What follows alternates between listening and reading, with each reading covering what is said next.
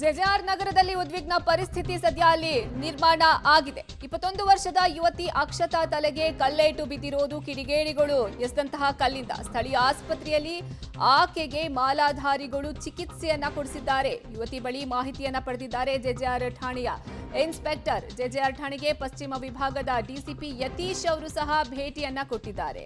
ಜೆಜೆಆರ್ ನಗರದಲ್ಲಿ ಸದ್ಯಕ್ಕೆ ಉದ್ವಿಗ್ನ ಪರಿಸ್ಥಿತಿ ನಿರ್ಮಾಣ ಆಗಿದೆ.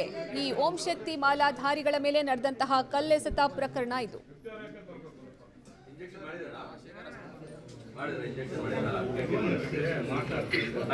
ನಾವೆಲ್ಲ ದೇವಸ್ಥಾನ ಹತ್ರ ದೇವ್ರನ್ನ ಎತ್ಕೊಂಡು ಬರ್ತಾ ಇದೀವಿ, ಮೆರವಣಿಗೆ ಮಾಡ್ಕೊಂಡು ಬರ್ತಾ ಇದೀವಿ.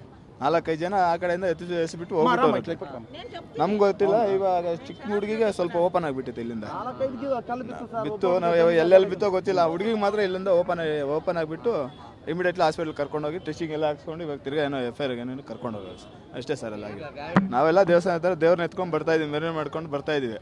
4-5 ಜನ ಆ ಕಡೆಯಿಂದ ಎಸಿಬಿಟ್ಟು ಹೋಗ್ಬಿಟ್ಟು ನಮ್ಗೆ ಗೊತ್ತಿಲ್ಲ. ಇವಾಗ ಚಿಕ್ಕ ಹುಡುಗಿಗೆ ಸ್ವಲ್ಪ ಓಪನ್ ಆಗಿಬಿಟ್ಟಿತ್ತು. ಇಲ್ಲಿಂದ